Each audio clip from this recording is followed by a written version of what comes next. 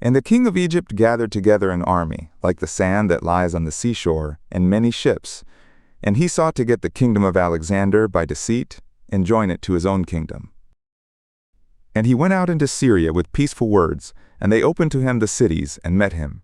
For King Alexander had ordered them to go forth to meet him, because he was his father-in-law. Now when Ptolemy entered into the cities, he put garrisons of soldiers in every city. And when he came near to Azotus, they showed him the temple of Dagon that was burned with fire, and Azotus, and the suburbs thereof that were destroyed, and the bodies that were cast abroad, and the graves of those who were slain in the battle, which they had made near the way.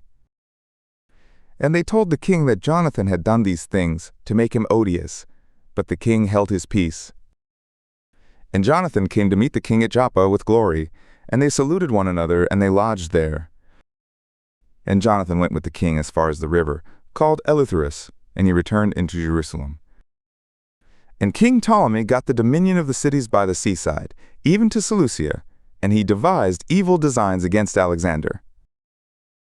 And he sent ambassadors to Demetrius, saying, Come, let's make a covenant between us, and I will give you my daughter whom Alexander has, and you will reign in the kingdom of your father. For I repent that I have given him my daughter, for he has sought to kill me. And he slandered him, because he coveted his kingdom.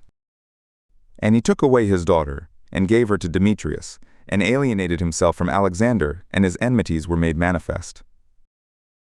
And Ptolemy entered into Antioch, and set 2 crowns on his head, that of Egypt and that of Asia. Now King Alexander was in Cilicia at that time, because those who were in those places had rebelled. And when Alexander heard of it, he came to give him battle, and King Ptolemy brought forth his army, and met him with a strong power, and put him to flight. And Alexander fled into Arabia, there to be protected, and King Ptolemy was exalted. And Zabdiel the Arabian took off Alexander's head, and sent it to Ptolemy. And King Ptolemy died the 3rd day after, and those who were in the strongholds were destroyed by those who were within the camp. And Demetrius reigned in the 167th year. In those days Jonathan gathered together those who were in Judea, to take the castle that was in Jerusalem, and they made many engines of war against it.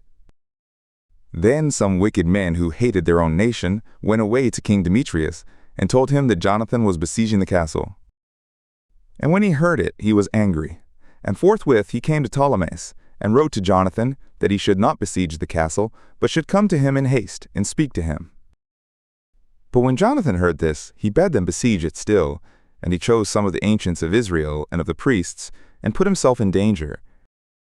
And he took gold and silver and raiment, and many other presents, and went to the king at Ptolemais, and he found favor in his sight.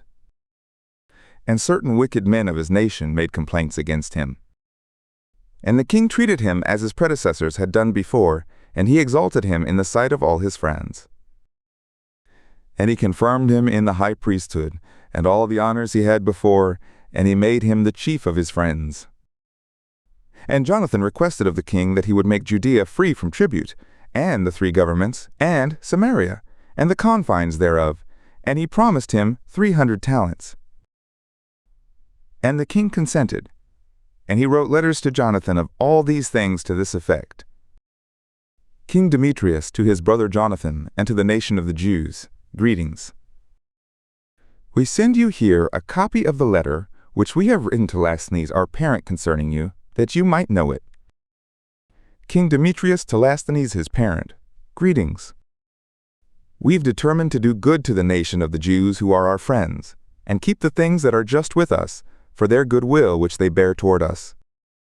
We have ratified therefore to them all the borders of Judea and the 3 cities, Apharima, Lydda, and Ramatha, which are added to Judea out of Samaria and all their confines, to be set apart to all those who sacrifice in Jerusalem, instead of the payments which the king received of them every year, and for the fruits of the land and of the trees. And as for other things that belong to us of the tithes and of the tributes, from this time we discharge them of them, the salt pans also, and the crowns that were presented to us. We give all to them, and nothing hereof will be revoked from this time forth and forever. Now therefore, see that you make a copy of these things, and let it be given to Jonathan, and set on the holy mountain in a conspicuous place. And King Demetrius, seeing that the land was quiet before him, and nothing resisted him, sent away all his forces, every man to his own place, except the foreign army, which he had drawn together from the islands of the nations, so all the troops of his fathers hated him. Now there was one Tryphon, who had been of Alexander's party before, who, seeing that all the army murmured against Demetrius, went to Emalcuo the Arabian, who brought up Antiochus the son of Alexander. And he pressed him much to deliver him to him, that he might be king in his father's place, and he told him all that Demetrius had done, and how his soldiers hated him. And he remained there many days.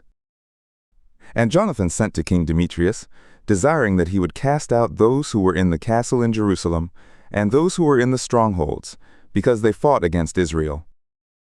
And Demetrius sent to Jonathan, saying, I will not only do this for you and for your nation, but I will greatly honor you and your nation when opportunity will serve.